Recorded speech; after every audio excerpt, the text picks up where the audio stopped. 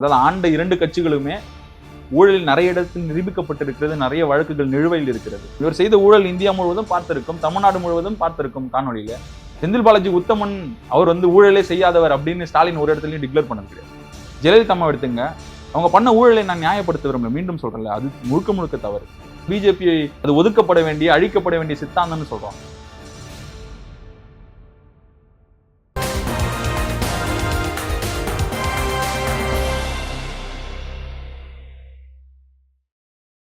டிஎம்கேல எல்லோருமே புனிதர்களா, எல்லோருமே பயங்கரமான அப்படியே சொல்லிக்கூடிய அளவுக்கான அரசியல்வாதிகளா அப்படின்னா கிடையாது. நிறைய பேர் மீது ஊழல் வழக்கு இருக்கு, நிறைய பேர் அதை சிறையும் சென்றிருக்கிறார்கள். அதிமுக எடுத்துக்கொண்டால் அதுலயும் ஊழல் இருக்கு. அதாவது ஆண்ட இரண்டு கட்சிகளுமே ஊழலில் நிறைய இடத்தில் நிரூபிக்கப்பட்டிருக்கிறது, நிறைய வழக்குகள் நிலுவையில் இருக்கிறது. நம்ம ஓட்டு போறது தனி மனிதனுடைய விஷயங்களை சார்ந்து நம்ம ஓட்டு போறதில்லை. இன்னைக்கு ஒரு அரசியல்வாதி ஊழல் செய்திருக்கிறான் என்று சொன்னால் அடுத்த முறை அவன் தேர்தலை சந்திக்க வேண்டும். புரியுது நான் சொல்றது? அடுத்த முறை அவர் தேர்தலை சந்திக்க வேண்டும். இவர் செய்த ஊழல் இந்தியா முழுவதும் பார்த்திருக்கும், தமிழ்நாடு முழுவதும் பார்த்திருக்கும். காணொலியில அப்படி திரும்பவும் அந்த மனிதன் ஜெயிக்க வேண்டியது மக்களிடம் கையில தான் இருக்குது. ஊழல் செய்கிறார்கள் தனி மனிதன். இப்ப நம்ம கூட தான் ஒரு வேலைக்கு போறோம், வீட்டுல ஒரு 10 ரூபாய் கொடுக்குறாங்க. நான் இதை நியாயப்படுத்த விரும்பல, புரியுதுங்களா? நான் நியாயப்படுத்தல. ஊழல்ன்றது முழுக்க முழுக்க குற்றம். ஆனா வீட்டுல ஒரு 10 ரூபாய் தராங்க, நான் கடைக்கு போறேன், ஒரு 2 ரூபாய் மீதியாவது நான் எடுத்துக்கிறேன்ற ஒரு சின்ன பையனுடைய ஆசை இருக்கும்ல. இந்த மாதிரி இவருடைய அற்பமான ஆசை, ஒரு அரசியல்வாதிகளுடைய தனிப்பட்ட அற்பமான ஆசைகளால் தான் இந்த ஊழல் நிறைவேறுது. இதை நம்ம ஒரு ஐடியாலஜிகளுக்குள்ளேயோ ஒரு அரசியல் கட்சிக்குள்ளேயோ எடுத்துட்டு போக முடியாது. நிரூபிக்கப்பட்ட ஏதாவது ஊழல் நிரூபிக்கப்பட்டிருக்கு, அதை நியாயப்படுத்தினது இல்லையே இது வரைக்கும் யாருமே. செந்தில் பாலாஜி மீது வழக்கு இருக்கு, தனிப்பட்ட விதத்தில் செந்தில் பாலாஜியை ஸ்டாலின் பாராட்டுறாரு. செந்தில் பாலாஜி உத்தமன் அவர் ஊழலே செய்யாதவர் அப்படின்னு ஸ்டாலின் ஒரு இடத்துலயும் டிக்ளேர் பண்ணது கிடையாது.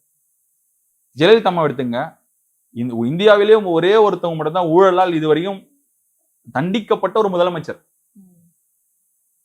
ஆனா ஜெயலலிதா பண்ண இந்த தமிழ்நாட்டிற்கு பண்ண விஷயங்கள் எவ்வளவு இருக்கு. அவங்க பண்ண ஊழலை நான் நியாயப்படுத்த விரும்பல, மீண்டும் சொல்றேன்ல, அது முழுக்க முழுக்க தவறு.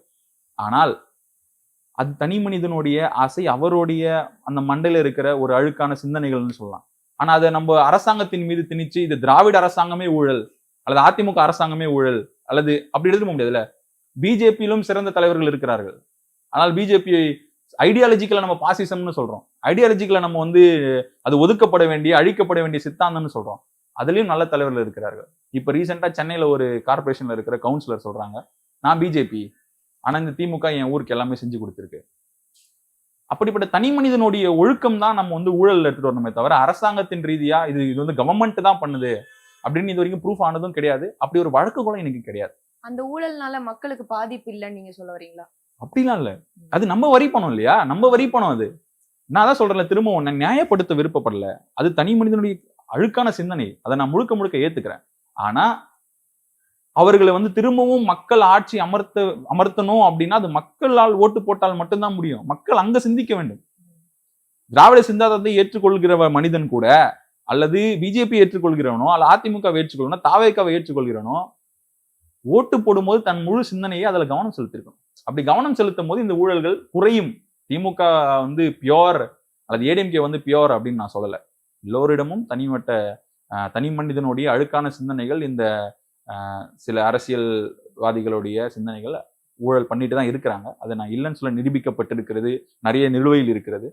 ஸோ ஊழலை ஒழிக்க வேண்டும் என்று சொன்னால் நம்மிடம் இருக்கும் ஒரே ஒரு விஷயம் வாக்கு. நம்ம போடும்போது அதை ரொம்ப சிந்தனையா சிந்திச்சு, இந்த நபர் நம் சமூகத்திற்கோ நம்மளுடைய வாழ்வியல் ஏற்றத்திற்கோ உண்மையாகவே உழைப்பார் அப்படின்ற ஒரு கட்டத்துல நம்ம ஓட்டளிக்கும் போது இந்த ஊழல்கள்லாம் ஒழியும் நான் நினைக்கிறேன். சரி, இப்ப நம்ம தேர்தலுக்கு நெருங்கிட்டு வரோம். இப்போ கூடிய விரைவில் தேர்தல் இன்னும் 2 மாதங்கள்ல வரப்போகுது. ஜெஃபர்சன் ஒரு சமூகத்துக்காக ஏதோ செய்யணும், நல்ல விஷயம் நடக்கணும் அப்படின்ட்டு ஏதோ ஒரு அரசியல் இதோட பயணிச்சுட்டு இருக்கீங்க. சோ இந்த தேர்தல் களம் எப்படி இருக்கு? இந்த தேர்தல் களம் முழுக்க முழுக்க திராவிட சித்தாந்தத்திற்கும் பாசிச சக்திக்குமான ஒரு தேர்தல் தான் இந்த 2026 நடக்க போகுது. இது விஜய்க்கும் திமுகவுக்குமா, இல்ல ஏடிஎம்கேவுக்கும் திமுகவுக்குமா, இல்ல இன்னும் சீமானுக்கும் திமுகவுக்குமா, சீமானுக்கும் விஜய்க்குமா, சீமானுக்கும் அதிமுகவுக்குமா அப்படின்னு நம்ம எடுத்துட்டு போக முடியாது. 2 ஐடியாலஜிகளுக்கு இருக்கின்ற ஒரு மிகப்பெரிய ஒரு யுத்தம்னே சொல்லலாம். இதை விஜயோடைய அரசியல் வரவு இன்றைக்கு பெரும்பான்மையான ஓட்டுக்களை இரண்டு தரப்பிலிருந்தும், பாசிச சக்திகளிடமிருந்தும் சரி, திராவிட சக்திகளிடமிருந்தும் சரி, பிரிக்கக்கூடிய வேலையை விஜய் பார்த்திருக்கிறார். நான் இல்லைன்னு சொல்ல. ஆனா இந்த தேர்தல் எப்படிப்பட்ட நிகழ்வை நோக்கி செல்கிறது என்று சொன்னால், விஜயின் மீது இருக்கின்ற ஒரே ஆர்வம் மட்டும் ஒரு சைடு இளைஞர்களை கவர் பண்ணி வச்சிருக்கு. அடுத்த தலைமுறைக்கான முதல் ஓட்டு போடுறவங்களா இருக்கட்டும்.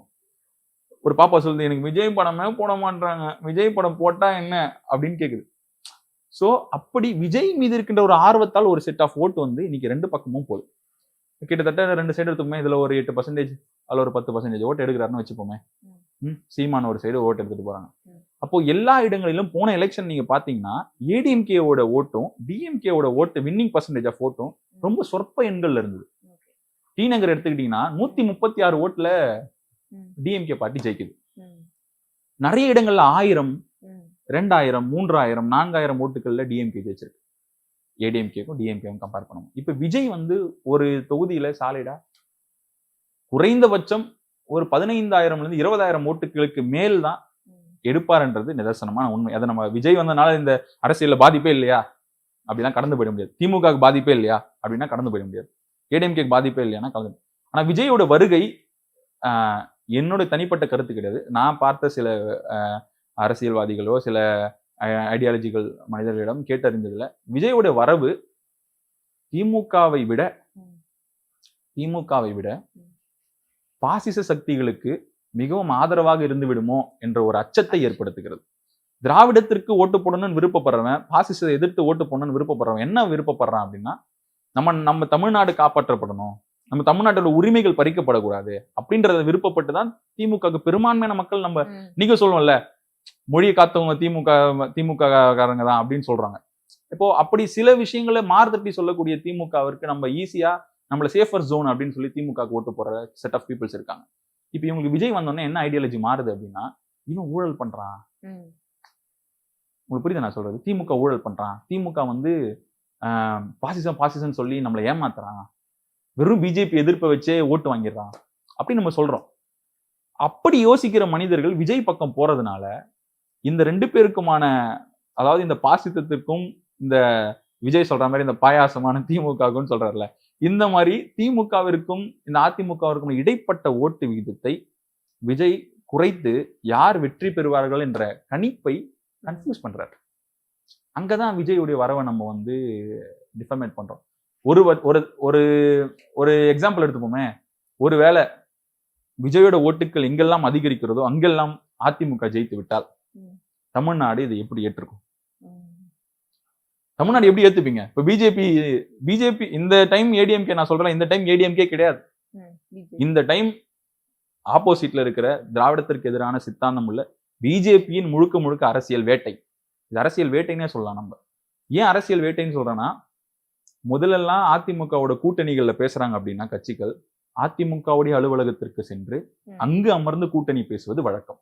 இப்ப திமுகன்னு எடுத்துக்கிட்டோம்னா, திமுக கூட கூட்டணி பேசுற விசிகாவோ இல்ல திமுக கூட கூட்டணி பேசுற காங்கிரஸோ இல்ல கம்யூனிஸ்டோ இவங்க எல்லாம் போயிட்டு திமுகவுடைய அலுவலகத்திலோ உட்காந்து பேசுறது ஒரு வழக்கம். ஏன்னா யார் தலைமையில் நம்ம ஒன்று சேர போறோம்ன்றது ஒண்ணு இருக்கு. ஆனா இந்த எலெக்ஷன் ஆப்போசிட் பார்ட்டி யார் தலைமையில ஒன்று சேர போறோன்றதை இன்னுமே டிக்ளேர் பண்ண மாட்டாங்க. மோடி பேசும்போது ஒரு இடத்துல கூட எடப்பாடி தான் முதலமைச்சர், ஒரு இடத்துல கூட அடுத்த ஆட்சி அதிமுக ஆட்சி அப்படின்னு ஒரு இடத்துல கூட டிக்ளேர் பண்ணாம ஒரு பிரைம் மினிஸ்டர் வந்து இங்க பேசிட்டு போறாரு. ஆனா நம்ம என்ன சொல்றோம், அது ஜெயலலிதா அம்மாவுடைய கட்சி. ஜெயலலிதா அம்மா சொன்ன ஒரு வார்த்தையை நான் உங்களுக்கு ஞாபகப்படுத்தணும்னு நினைக்கிறேன். இந்த லேடியா இந்த மோடியான்னு பாத்துருவோம். அந்த கட்ஸ் வந்து எடப்பாடிக்கு கிடையாது. இன்று இருக்கிற ஒரே ஒரு அதிமுக அரசியல்வாதிகளுக்கும் அந்த கட்ஸ் கிடையாது. இல்ல இன்னைக்குமே அதிமுகவுக்கு நான் ஓட்டு போடுவேன்னு சொல்றவங்க வந்து நீங்க எந்த கட்சிக்கு ஓட்டு போடுவீங்கன்னா, நான் வந்து அதிமுக எம்ஜிஆருக்கு தான் ஓட்டு போடுவேன் அப்படின்னு தான் சொல்றாங்க. ஏன்னா அவங்க அந்த எம்ஜிஆரோ இல்ல ஜெயலலிதா அம்மாவோ அவங்கள வச்சுதான் அந்த கட்சியை பாக்குறாங்க. அதான் சொல்றேன், எம்ஜிஆரும் ஜெயலலிதாவும் செய்த சாதனைகள் இருக்குல்ல, எம்ஜிஆர், கலைஞர், ஜெயலலிதா இவங்களை செய்த சாதனைகள் இன்றைக்கும் கிராமங்களில பேச்சு பொருளாக இருக்குது இல்ல. நான் எம்ஜிஆர் தான் சாவர வரைக்கும் நான் விசுவாசி எம்ஜிஆருக்கு தான் சொல்லுவான், நான் சாவர வரைக்கும் ஜெயலலிதா அம்மா தான், சாவர வரைக்கும் கலைஞருக்கு தான் சொல்லுவான். அவன் வாழ்க்கையில ஏதோ ஒண்ணு வலுவாக இந்த தலைவர்கள் பண்ணியிருக்கிறார்கள்ல.